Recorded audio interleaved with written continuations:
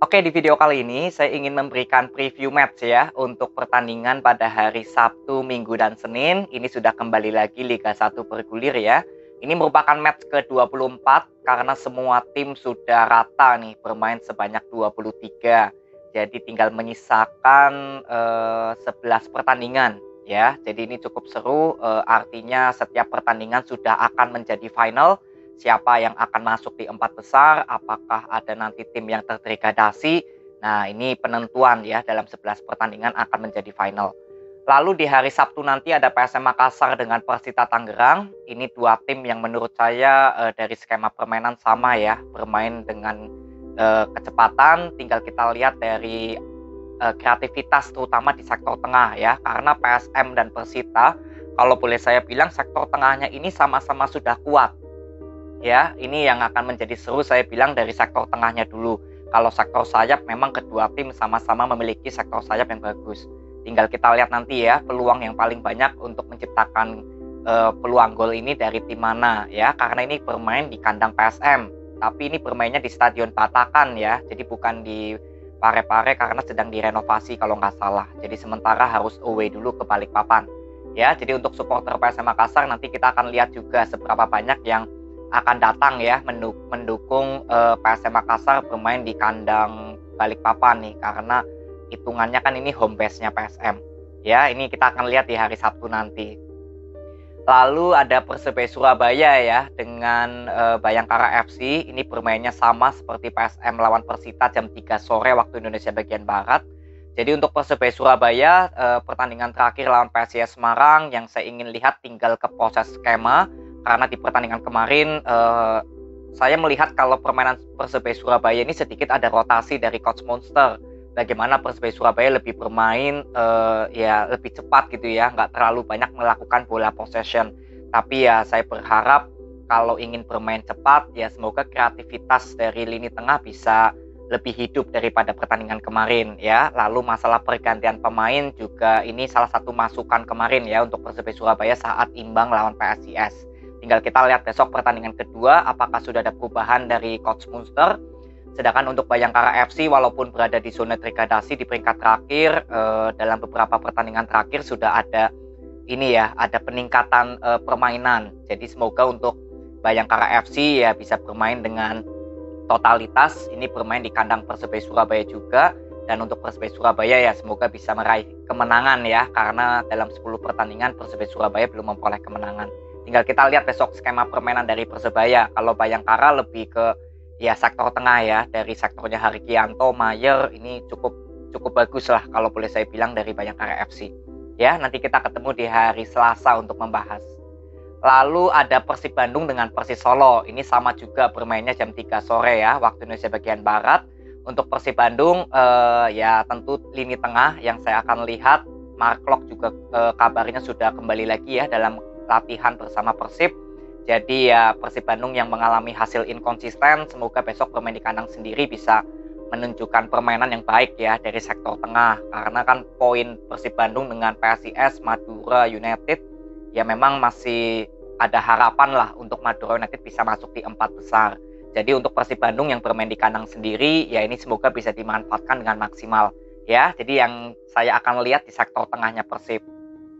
Lalu untuk Persis Solo di pertandingan terakhir bermain cukup bagus lawan Madura United, mengandalkan kecepatan, momentum waktu, walaupun dalam sisi kreativitas belum terlihat maksimal, tapi ya memang sekali melakukan counter attack memang Persis Solo cukup membahayakan. Jadi besok menghadapi Persib Bandung, ya saya ingin lihat juga bagaimana masalah kreativitas serangan ya. Kemarin 3 gol dari CDP itu memang murni ya proses counter attack dan kualitas yang bagus dari CDP. Tapi ya semoga di pertandingan besok lawan Persib untuk melakukan penyerangan ya semoga bisa lebih menyeluruh kontribusi dari para pemainnya. Jadi nggak terlalu mengandalkan individual dari CDP. Ini yang saya ingin lihat untuk Persis Solo. Untuk masalah transisi sudah cukup bagus ya. Pertahanan, penyerangan dengan formasi 3-4-3 ya kalau boleh dibilang ini cukup bagus untuk Persis Solo. Tinggal besok kita akan lihat bermain di kandang Persib Bandung akan seperti apa. Lalu habis itu ada PSS Sleman ya lawan Persikabo, ini jam 7 malam waktu Indonesia bagian Barat. Untuk PSS Sleman sejauh ini saya bilang sudah ada peningkatan yang cukup bagus di bawah dari Coach Christo ya. Lalu untuk Persikabo di bawah Aji Santoso ya kalau saya bilang masih belum menunjukkan peningkatan dari skema permainan. Jadi untuk PSS Sleman sebetulnya besok bermain di kandang sendiri ya, semoga bisa bermain totalitas ya. Bagaimana skema bola possession lebih maksimal lagi. Karena kan dalam beberapa pertandingan terakhir saya bilang PSS Sleman ini sudah bagus dari skema, tapi untuk menciptakan peluang memang masih minim ya. Besok bermain di kandang sendiri, semoga dari libur panjang ini sudah ada evaluasi dari Coach Christo ya, dari penyerangan aja untuk PSS Sleman dari peluang. Kalau dari skema saya bilang nggak ada masalah. Lalu untuk Persikabo tinggal kita lihat ya adaptasi dari pemain kepada skema permainan Coach Aji Santoso yang sejauh ini saya lihat belum terlalu padu ya. Semoga dalam liburan panjang ini ya para pemain dengan skema Coach Aji sudah mulai menyatu ya. Apalagi untuk Coach Aji Santoso juga semoga sudah ada paten untuk menentukan line up, karena berapa kali dalam pertandingan Coach Aji sering merombak ya line up di sektor tengah. Semoga ya ini sudah ada kepastian lah sektor line up-nya Persikabo ini siapa, Roni atau mungkin Lucky ya, ini semoga atau Aleman ya, ini bisa menjadi alternatif untuk Persikabo. Nanti kita akan lihat line up-nya juga. Lalu di hari Minggu ya ada Arema lawan PSIS. Ini Arema juga kalau boleh saya bilang sedang melakukan momentum kebangkitan. Jadi untuk PSIS Semarang ini juga perlu waspada ya, karena Arema dalam beberapa pertandingan terakhir walaupun belum memperoleh hasil yang cukup baik, tapi dari progresnya ya bersama Coach Valente ya saya lihat sebetulnya Arema masih bagus dari hal spirit atau mental pemain. Jadi semoga besok bermain di kandang sendiri ya, di Kapten Iwayan Dipta ya, semoga Arema bisa bermain lebih maksimal lagi ya. Tinggal perform dari Loko Lingoy paling yang menjadi sorotan utama saya di sektor sayap ya. Kalau dimainkan dari awal saya ingin lihat akan seperti apa kontribusinya. Lalu untuk PSIS Semarang di pertandingan terakhir sebetulnya lawan Persebaya Surabaya nggak terlalu banyak catatan, permainan sudah cukup bagus ya, tinggal masalah konsisten aja ya untuk terus bisa melakukan bola possession yang lebih maksimal. Karena kemarin lawan Persebaya Surabaya sempat ya ada momentum ngeflop, ada momentum naik, apalagi ketika PSIS Semarang bisa menciptakan gol dulu. Ya, itu permainan sempat ngeflop gitu loh untuk PSIS lawan Persebaya. Jadi semoga besok lawan Arema, kalau misalkan PSIS Semarang sudah unggul, ya semoga tetap menjaga tensi permainan yang ya pressing gitulah, tetap bermain bola possession dengan tenang. Ini yang saya ingin lihat untuk PSIS Semarang besok. Lalu habis itu ada Persik Kediri ya lawan Bali United. Ini pertandingan juga cukup seru, bermain di Stadion Brawijaya. Untuk Persik Kediri ini penampilan sedang cukup bagus. Bali United juga ya memang ada inkonsisten ya dalam beberapa pertandingan terakhir. Tapi ya ini kan bermain di AFC ya, dan saya bilang ya besok menghadapi Persik Kediri ya kita akan lihat ya dari masalah transisi sebetulnya Bali United cukup bagus. Lalu berapa kali sektor sayap Andika ini sudah mulai padu dengan Private atau mungkin dengan Agung ya, Rahmat ya, ini juga kita akan lihat besok lawan Persik Kediri. Sedangkan untuk Persik Kediri sebetulnya nggak terlalu banyak masalah, tinggal besok kita lihat skema permainan bola possession-nya. Semoga bisa tetap konsisten ya, Bayu Otto, lalu Valente ataupun Renan Silva. Ya ini besok kita akan lihat formasi apa yang akan diturunkan oleh Rospide, karena pemain tengah Persik Kediri ini cukup banyak pilihan. Jadi cukup seru sebetulnya untuk melihat line up-nya Persik Kediri dulu, baru ya ke permainannya seperti apa, karena ini Persik Kediri juga belum terkalahkan ya dari 5 pertandingan terakhir, sedangkan untuk Bali United 4 pertandingan tanpa terkalahkan. Jadi cukup seru nih pertandingan dari Persik Kediri dengan Bali United ya. Nanti kita ketemu di hari Selasa kemungkinan untuk membahas reviewnya. Lalu di hari Selasa ya, bukan Senin tapi Selasa, di hari Selasa nanti ada Dewa United lawan Barito ya. Jadi untuk Barito Putra ya sebetulnya saya suka ya dengan gaya permainan Barito dari pemain-pemainnya. Tapi ya ini kembali lagi sorotan utama saya ke pelatihnya Coach RD, karena beberapa pertandingan terakhir saya bilang Barito nih nggak maksimal permainannya dari skema. Sayang lah kalau misalkan Barito nggak bisa masuk atau bersaing ke 4 besar, karena sekarang kan posisinya di peringkat ke-8 ya. Untuk chance masuk ke 4 besar juga lumayan tinggi lah harapannya. Jadi sebetulnya tinggal di Coach RD kalau menurut saya dari pelatihnya. Semoga ya skema permainan Barito bisa jauh lebih baik lagi, karena kalau dari segi pemain Barito Putra ini diisi oleh pemain-pemain yang bagus, chemistry-nya juga bagus, tapi tinggal kembali lagi ke ya strategi atau taktikal dari Coach RD nanti seperti apa ya, karena ini bertanding di stadionnya Dewa United di Tangerang ya, di Indomilk Arena. Jadi kita akan lihat nanti kalau Dewa United ya sejauh ini saya nggak terlalu banyak analisa lah, intinya permainan di sektor tengah, sektor sayap ini Dewa United juga bagus. Jadi tinggal buktikan aja untuk Barito Putra nanti skemanya akan seperti apa dengan Coach RD.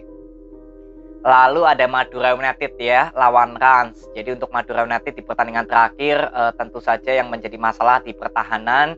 Semoga besok menghadapi Rans ini bermain di kandang sendiri ya, Madura United sudah ada evaluasi ya untuk transisi.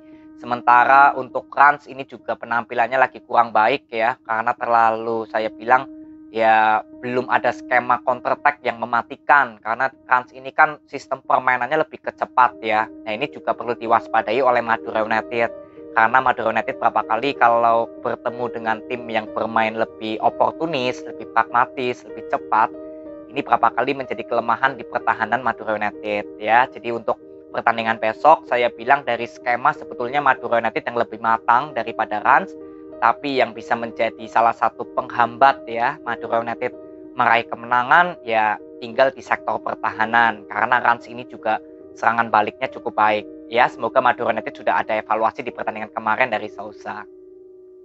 Lalu terakhir ya ada Borneo FC dengan Persija Jakarta ya. Ini untuk Borneo FC penampilannya sudah cukup bagus, sangat konsisten. Sedangkan untuk Persija Jakarta juga sebetulnya juga cukup bagus. Cuma memang perbedaan dari kedua tim ini kalau saya bilang di kekompakan ya atau kualitas pemain. Kalau Borneo FC sebetulnya dari starting line up, dari pemain cadangan, ini Huistra sudah paten lah menentukan pemain-pemain intinya siapa. Cuma yang menjadi masalah ini Persija ya. Persija Jakarta dalam beberapa pertandingan terakhir ataupun uji coba, memang Thomas Doll seperti sedang ingin membuat Rico Simanjuntak dengan Simic ini kembali kompak, karena ini kan yang bisa mengantar Persija juara ya kalau nggak salah ketika Rico Simanjuntak duet dengan Marco Simic ya. Ini membuktikan kalau memang Thomas Doll untuk saat ini masih memiliki PR di sektor depan. Jadi semoga untuk Persija Jakarta besok yang harus bertandang ke markas Borneo ya, saya bilang di sektor pertahanan sih nggak ada masalah, sektor tengah juga cukup bagus, tinggal di masalah sektor depan ya. Ini juga berhubungan dengan formasi yang akan diturunkan Thomas Doll akan seperti apa. Apakah akan menaruh target man atau false nine. Nah ini juga menentukan ke arah mana nanti Persija Jakarta akan bermain. Jadi di pertandingan Borneo FC lawan Persija, untuk Borneo saya bilang nggak terlalu banyak PR ya, karena cukup konsisten. Kalau Persija Jakarta ini juga sama, tapi tinggal di masalah penyerangan aja yang saya ingin lihat. Ya, jadi mungkin ini aja preview match yang saya bisa berikan kepada kalian dari ya total berarti 9 pertandingan ya di hari Sabtu, Minggu, dan Selasa. Semoga tim kesayangan kalian bisa meroleh 3 poin dan nanti kita ketemu di hari Selasa ya, karena Sabtu dan Minggu saya belum bisa membuat video review ya. Jadi nanti kita ketemu di hari Selasa. Jadi ini aja, terima kasih, sampai ketemu di video berikutnya. See you.